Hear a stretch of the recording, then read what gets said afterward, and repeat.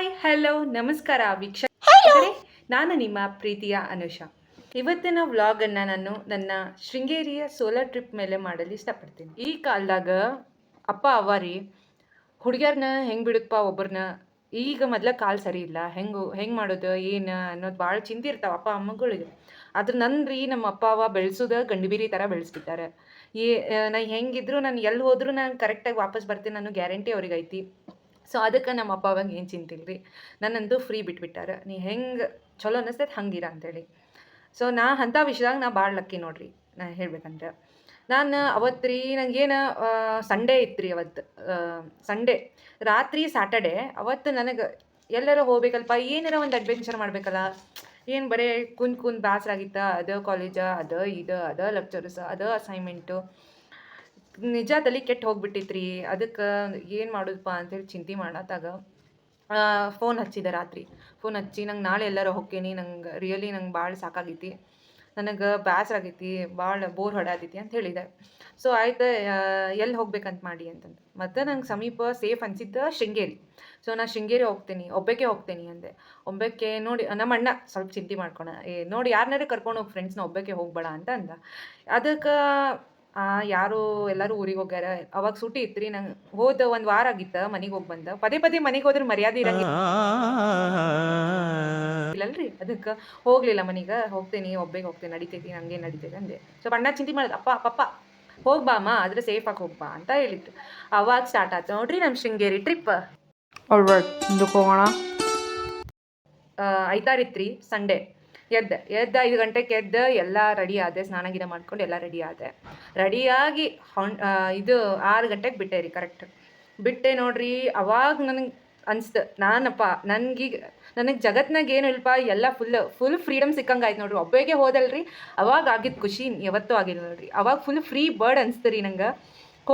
ಹೋಗಿ ಬಸ್ ಕೇಳ್ಕೊಂಡೆ, ಎಲ್ಲ bus ಸ್ಟ್ಯಾಂಡ್ಗಳಿಗೆ, Shivamogga bus ಸ್ಟ್ಯಾಂಡಿಗೆ 7:15 correct ಇತ್ತು ರೀ. ಅಲ್ಲಿ ಬಸ್ ಸ್ಟ್ಯಾಂಡ್ಗೆ ಹೋಗೋಷ್ಟಿಗೆ 1 ಅವರ್ ಹಂಗೆ ಹಿಂಗಾಗಿ ಆಗಿತ್ತು. ಕರೆಕ್ಟ್ ಹೋಗಿ ಬಸ್ ಹತ್ಕೊಂಡು ಕುಂತೆ. ನಮಗಂದ್ರೂ ಹುಡುಗಿಯರಿಗೆ ಫ್ರೀ ಟಿಕೆಟ್ ಅಲ್ರಿ, ಮತ್ತು ಟಿಕೆಟ್ ತೊಗೊಂಡೆ. ಮತ್ತು ಅಕ್ಕರ್ವು ಗೀರ್ವು ನನಗಂದ್ರೆ ನೋಸಿಯ, ನನಗೆ ವಾಂತಿ ಬರಂಗಾಗೋದು ಭಾಳ. ನಾಷ್ಟ ಇನ್ನೂ ಮಾಡ್ಕೊಲಿಲ್ಲ. ಹೋಗಿ ಅಲ್ಲಿ ಹಿಂಗೆ ಶೃಂಗೇರಿ ಬಸ್ ಸ್ಟ್ಯಾಂಡ್ ಬಂದ್ರಿ, ಹಿಂಗೆ ಕೆಳಗೆ ಕಾಲು ಇಟ್ಟು ಆ ಕಡೆ ಒಬ್ಬಕ್ಕೆ ಅಕ್ಕ ನಿಂತಿದ್ಲು. ಅಕ್ಕಿನೂ ಒಬ್ಬಕ್ಕೆ ಬಂದಿದ್ಲಂತ, ಸಹ್ಯಾದ್ರಿ ಕಾಲೇಜ್ ಲೆಕ್ಚರ್ ಅಂತೇಳಿ. ಅವ್ರ ಹೆಸರು ಹೇಳಂಗಿಲ್ಲ ಸುಮ್ಮನೆ ಯಾಕೆ. ಅವ್ರು ಭೇಟಿ ಆದ್ರೆ ಸಿಕ್ಕಾದ್ಮೇಲೆ ಏನಂದ್ರೆ, ನೀವು ಅಲ್ಲೇ ಹೊಂಟಿರೇನ್ರಿ ಶೃಂಗೇರಿ ಟೆಂಪಲಿಗೆ ಅಂತೇಳಿ. ನಾನು ಅಲ್ಲೇ ಹೊಂಟೇನಕ್ಕ ಅಂತ ಅಂದ. ಆಮೇಲೆ ಅವ್ರ ಜೊತೆ ಫ್ರೆಂಡ್ಶಿಪ್ ಆಯ್ತು. ಅಲ್ಲಿಂದ ಹೊಸ ಫ್ರೆಂಡ್ಶಿಪ್ ಶುರು ಆಯ್ತು.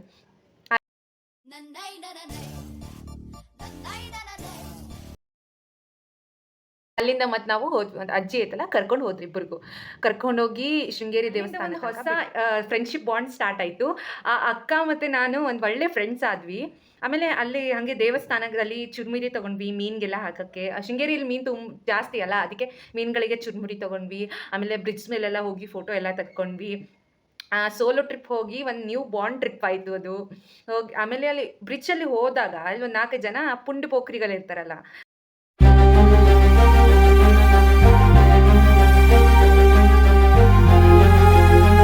ಆ ಥರ ಇದ್ರು. ತುಂಬ ಅಂದರೆ ಏನು, ಇಬ್ಬರೇ ಹುಡುಗಿರಲ್ಲ, ಅದಕ್ಕೆ ಇಬ್ಬರೇ ಹುಡುಗಿರು ಹೋಗಿದ್ವಾ ಅಲ್ಲಿ.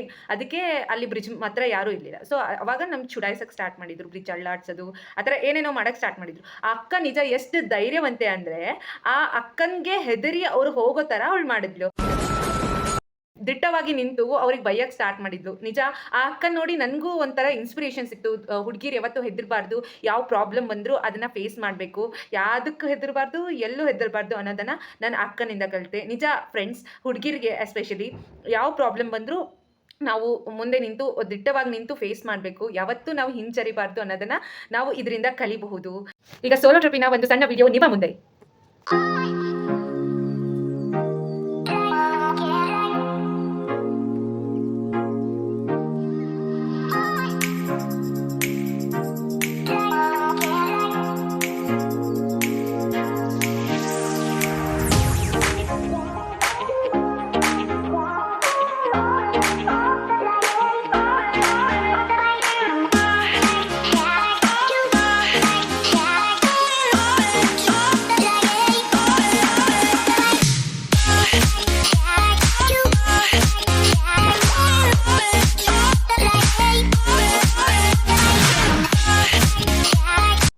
ನೋಡಿದ್ರಲ್ಲ ವೀಕ್ಷಕರೇ, ಹೇಗೆ ನಾನು ನನ್ನ ಸೋಲೋ ಟ್ರಿಪ್ಪನ್ನು ಸೆಲ್ಫ್ ಸ್ಯಾಟಿಸ್ಫ್ಯಾಕ್ಷನ್ ಮತ್ತು ಹ್ಯಾಪಿನೆಸ್ಸಿಂದ ಹೋಗಿ ಬಂದು, ಅದೇ ರೀತಿ ನೀವು ಟ್ರೈ ಮಾಡಿ ಆಮೇಲೆ ಹೇಗಿದೆ ಅಂತ ನನಗೆ ಕಮೆಂಟಲ್ಲಿ ತಿಳಿಸಿ.